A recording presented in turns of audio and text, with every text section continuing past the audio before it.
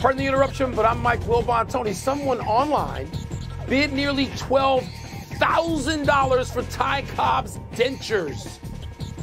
And Tony Kornheiser, I hope they're worth it. Connie Max came apart in my mouth while I was eating fajitas. They were terrible. I hope these are better. I mean, is this a real story? Ty Cobb's dentures going for 12 grand? Seriously? Wouldn't they go for more than that? Put them in a trophy case? Wouldn't they honestly go for more than 12 No. grand if they were actually his dentures? Really? I think they would. Come on. I do. Welcome to PTI, boys and girls. In today's episode, baseball changes the rules. Tiafoe faces Alcaraz, and David Pollock joins us for 5 good minutes. But we begin today with the Buffalo Bills justifying all the gaudy praise they've been getting. They blanketed the defending Super Bowl champion Rams last night in the second half, and they won convincingly 31-10. Wilbon, what was your primary takeaway from this game? That Buffalo's loaded. Really, I'm not going to get carried away with the result of a game. I heard too much of that already today, about what this means. It's one game. And I realized that Sean McVay and the Rams had not lost an opener. I get all that.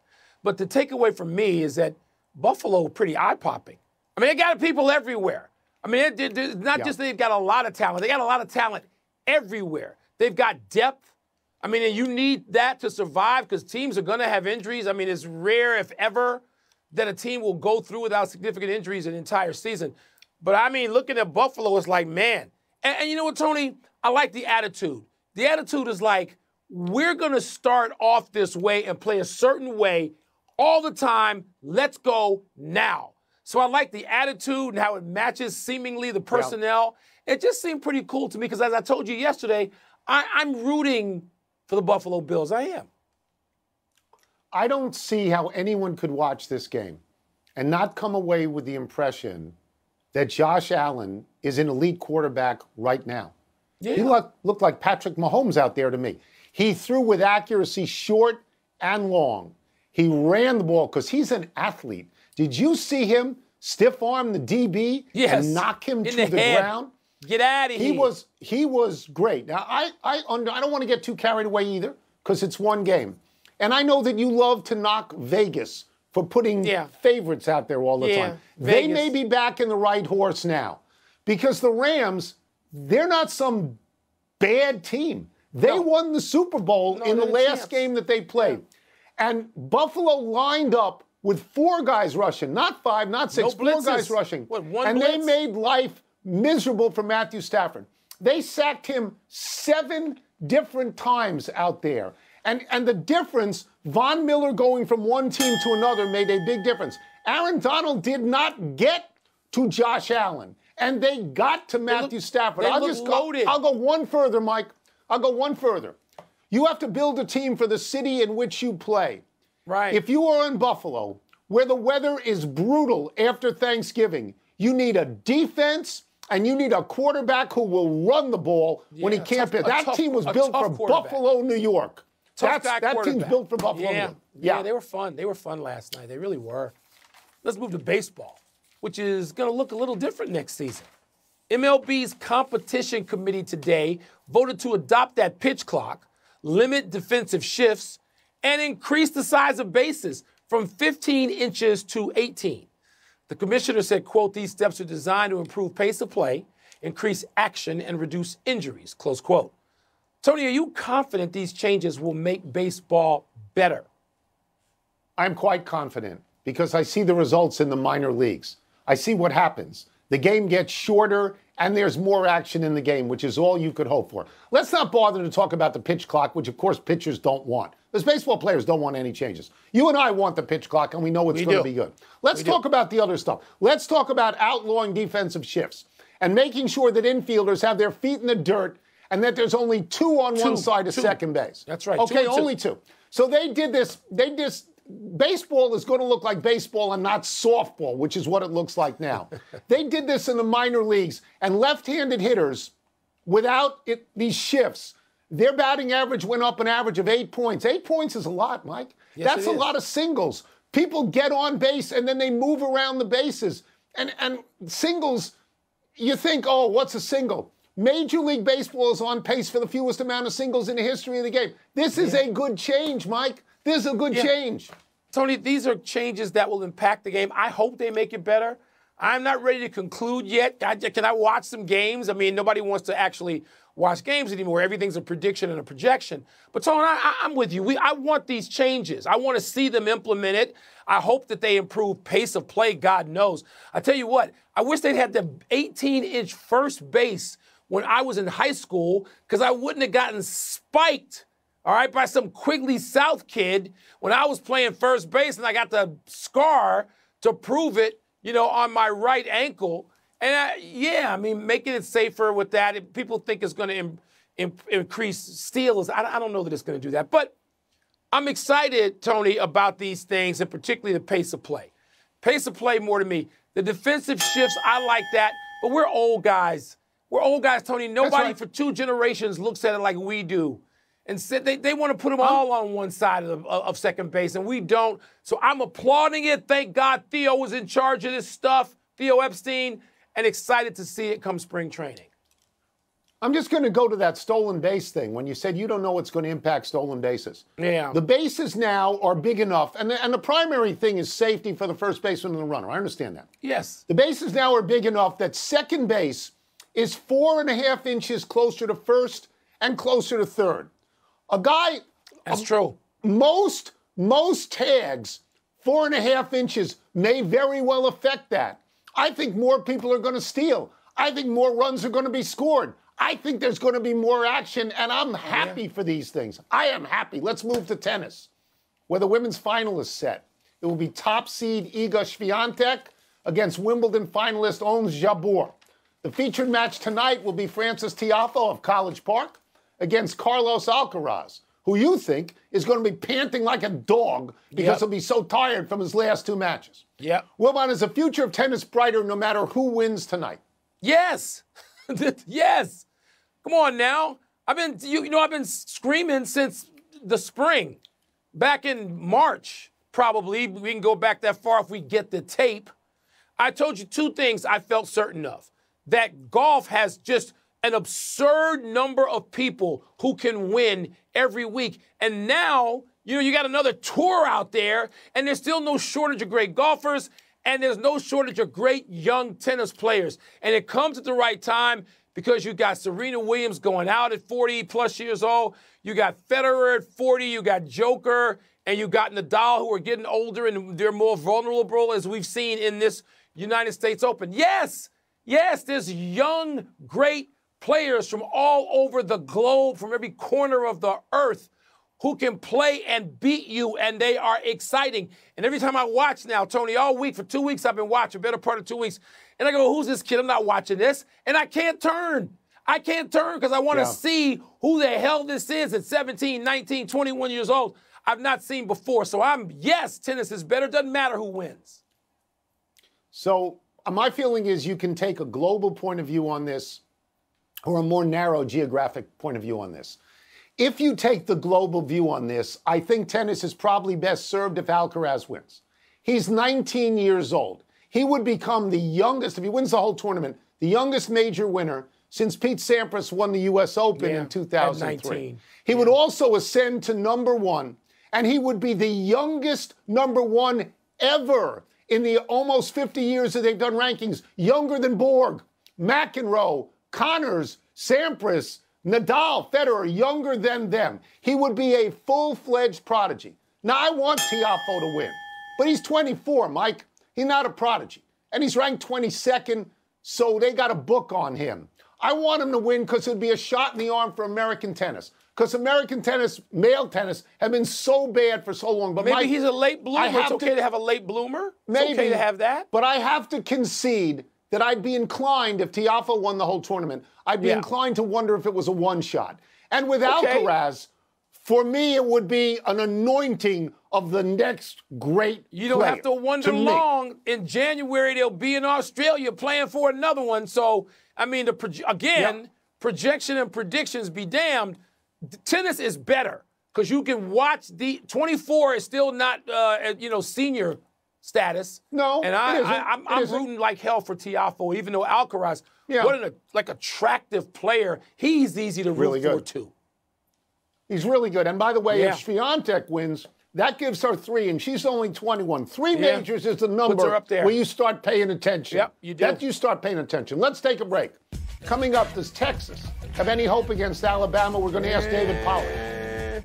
We'll also ask him whether new USC coach Lincoln Riley is about to face a real test at Stanford.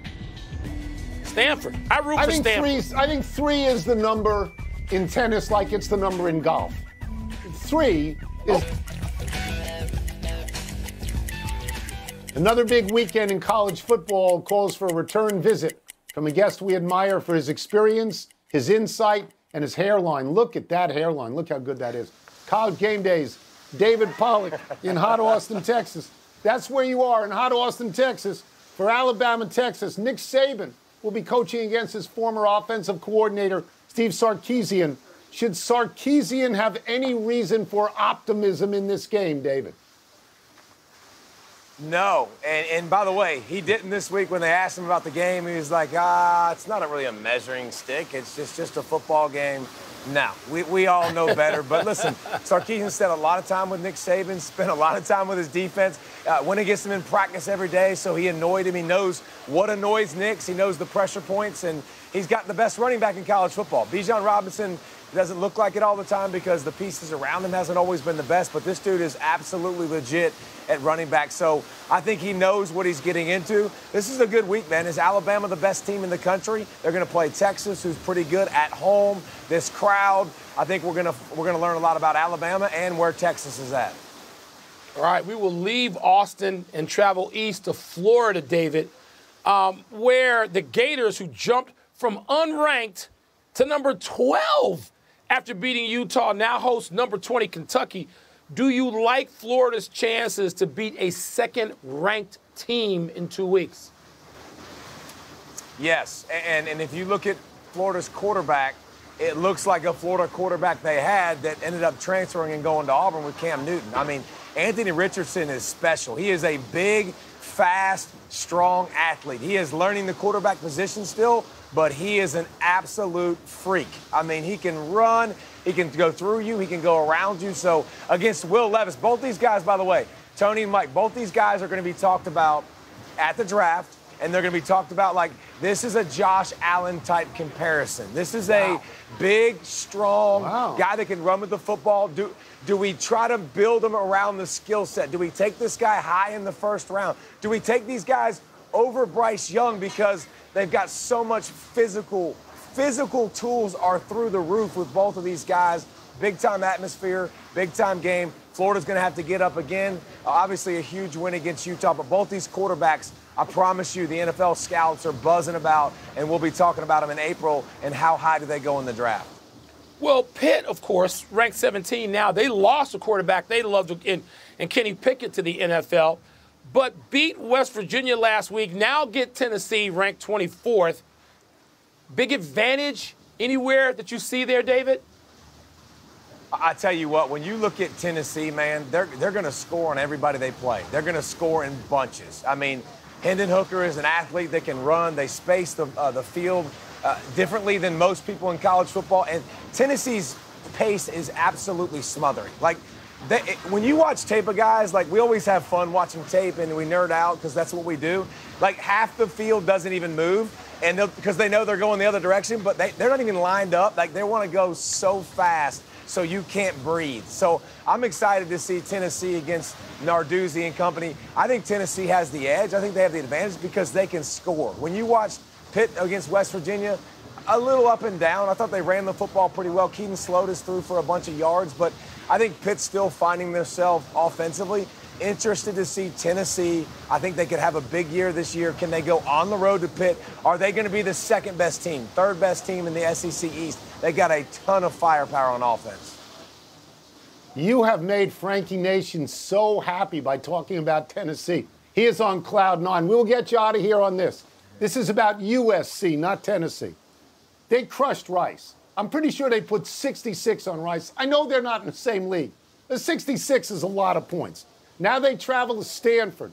Do you see this as a legitimate test for Lincoln Riley in his first year at USC? I do. I watched Rice game, and listen, I try to keep in context it's Rice, but I saw a lot of things about USC that I'm going to be very interested to see if Stanford can take advantage of. USC has skill to play with anybody in the country. Obviously, we know the weapons. We know Caleb Williams, and we know Jordan Addison, the best receiver in college football, transfers over.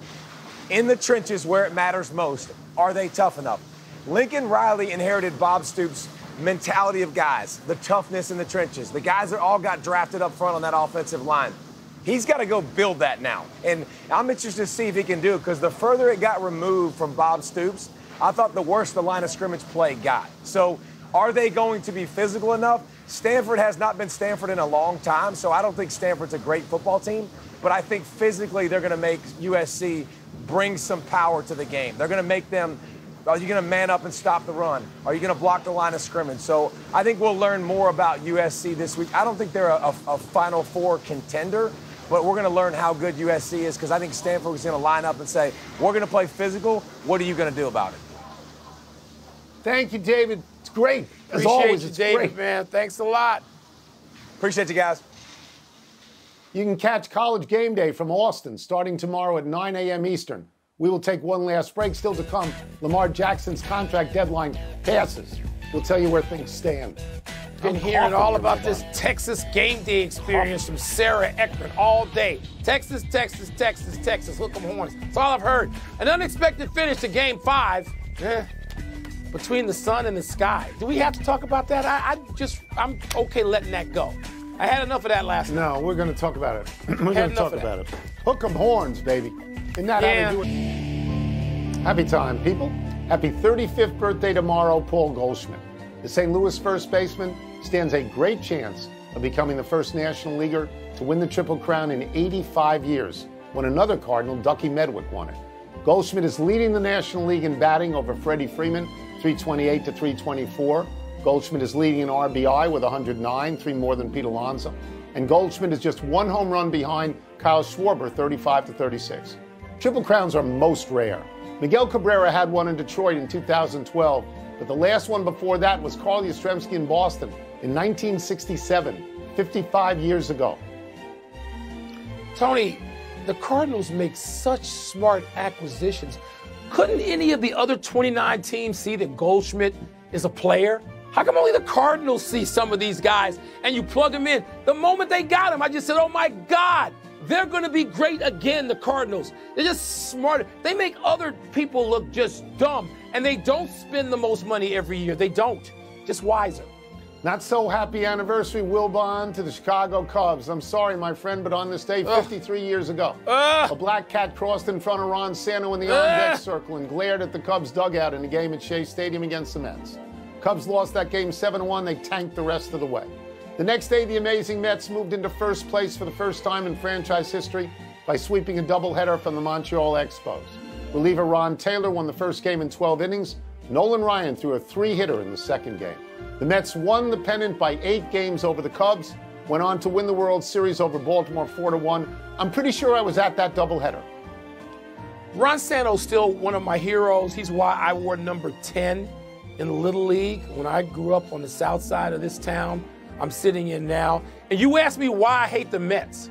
The black cat or some Mets employee or some Uber fan like you tossed onto the field. You asked me why I hate the Mets? Huh? I love Ron Santo. Still to this day, I hate you people. I hate the Mets. Where there's more. Happy trails to the Chicago Sky. The defending WNBA champions were ousted from the playoffs at home last night by the Connecticut Sun, who had lost all 4 of their regular season games to Chicago. The Sun embarrassed the Sky by closing them out 18-0 in the final minutes of the game. Chicago had no points in the last 4:46 and only 5 points in the fourth quarter, the fewest points ever in a WNBA winner-take-all game. Chicago had an 11-point lead with 7.5 minutes left. They lost by 9. Connecticut will now face Las Vegas in the finals. Wilbon, you were there. What happened?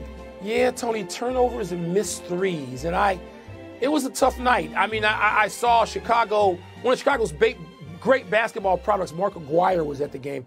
And after what we were just talking about, if we either one of us ever seen an 18-0 ending to a playoff game, couldn't remember having done it. That's my team. I supported them. Tough night last night, though. One error, I said if Carlos Alcaraz won the U.S. Open, he'd be the youngest major champion since Pete Sampras in 2003. I was wrong about that. It was Pete Sampras in 1990. Been a while. A long time. Let's go to the big finish. Let's do it. Ravens say they did not come to terms on a new contract with Lamar Jackson. They'll try again after the season. Your thoughts? $200 million guaranteed on the table. I realize some dude in Cleveland got a few dollars more, but I'm worried about him. It's a risk. The BMW Championship in England was shortened to 54 holes in the wake of the death of the Queen. Your thoughts, Tony? Advantage for the Saudi Tour players. They only play 54. The Basketball Hall of Fame inducts its newest class this weekend. You excited?